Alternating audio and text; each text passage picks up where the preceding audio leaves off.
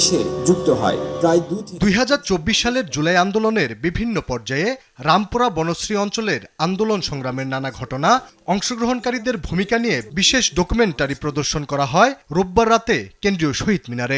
Imperial কলেজের আলোচনায় প্রধানমন্ত্রীর তথ্য উপদেষ্টা ডাক্তার জাহিদুর রহমান বলেন, জুলাই আন্দোলনে অন্যতম অবদান ছিল বিএনপির। বিশেষ করে বিএনপি এবং অঙ্গ সংগঠনগুলোর পার্টিসিপেশন না থাকলে এই গণঅভ্যুত্থান সফল হবার কোনো কারণ ছিল না। প্রবাসী কল্যাণ প্রতিমন্ত্রী বলেন, জামায়াতের রাজনৈতিক উত্থান বাংলাদেশের জন্য অশনি সংকেত। জামাতেরও স্যাক্রিফাইস আছে এই জুলাই গণঅভ্যুত্থানে, তাদের নেতাকর্মীদের ত্যাগ আছে, আমরা সেটাকে রেসপেক্ট করি। কিন্তু জামাত যদি মেইন স্ট্রিম পলিটিক্সে ডমিনেট করে, সেটা বাংলাদেশের জন্য একটা অশনি সংকেত।